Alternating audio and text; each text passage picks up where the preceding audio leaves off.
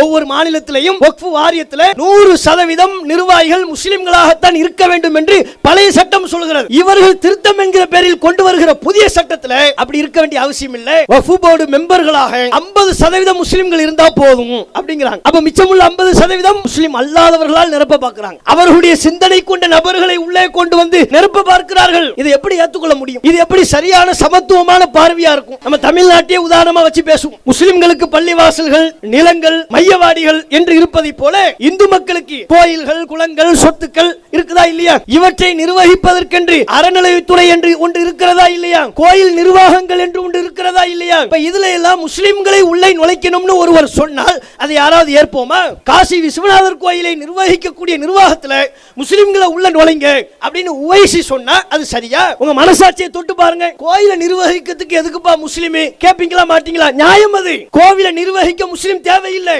கோவிலை நிர்வகிப்பதற்கு ஒரு கிறிஸ்து தேவையில்லை. அவர்கள் கோயிலை அவர்கள் நிர்வகிக்க வேண்டும். அதுதான் அவர்களுக்கான உரிமை. அப்ப கோவில் நிர்வாகத்தில் எப்படி முஸ்லிம்களை கொண்டு வந்து நுழைச்சா அது தேவையில்லாததோ நியாயமற்ற செயலோ அதை யாரும் ஏற்க மாட்டோமோ அதுபோல் தான் இதுவும். மாபெரும் கவர்னர் மாளிகை முற்றுகை போராட்டம் இன்ஷா அல்லாஹ் ஏப்ரல் 12 சனிக்கிழமை மாலை 3:30 மணி அளவில். இடம் சைதாப்பேட்டை பனகல் மாளிகை, கலைஞர் ஆச்சரியில். அநீதிக்கு எதிராக அலைகடலான ஆர்ப்பரிக்க அனைவரையும் குடும்பத்துடன் அழைக்கின்றது தமிழ்நாடு தௌஹீத் ஜமாத்.